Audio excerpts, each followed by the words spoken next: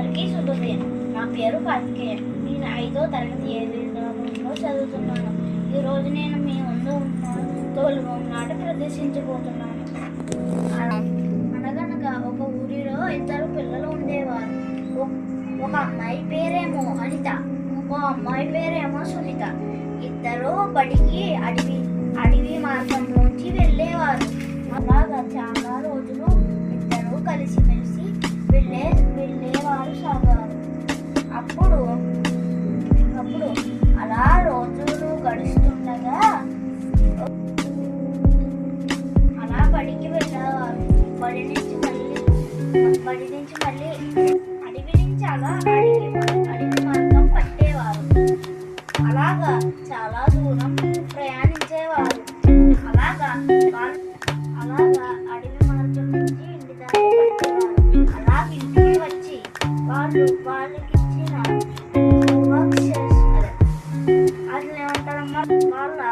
వాళ్ళు స్కూల్లో ఇచ్చిన పరీక్షల సమయం వచ్చి వాళ్ళ పనులు అలాగా వాళ్ళ ఇంటికాడ నుంచి అడవి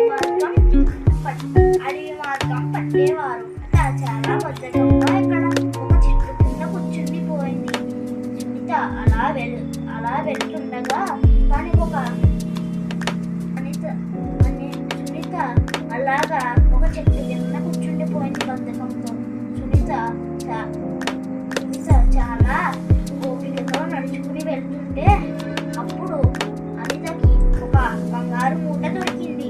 అనిత అనుకున్నది, ఎవరిది అనుకుని దాన్ని దారి నుంచి పక్కకు మళ్ళించి ఒక చెట్టుకి దారి వేసింది.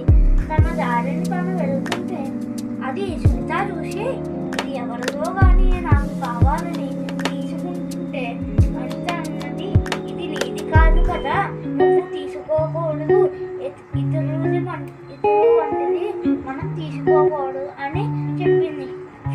ఇతరులు మనం ఎప్పుడూ తీసుకోకూడదని అనిత చెప్పుతుంటే సునీత అన్నది, నీ మాటలు నేనేమి వినను, నాకు ఇష్టం వచ్చింది చేసుకుంటాను, నువ్వు ఎవరు నాకు చెప్పడానికని సునీత అన్నది.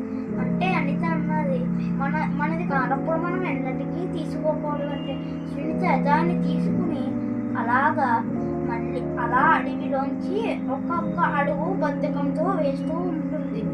అప్పుడు సునీత అనిత అలా వాళ్ళు బడికి చేరుకున్నారు.